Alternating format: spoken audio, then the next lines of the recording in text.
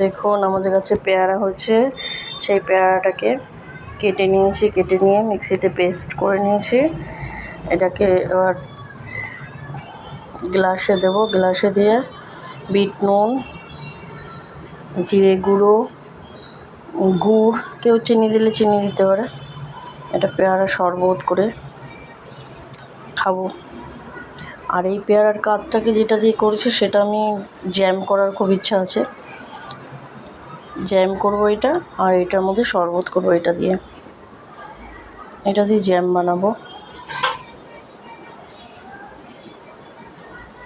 আর এটা দিয়ে শরবত বানাবো। দারুণ লাগে গাছের পেয়ারা।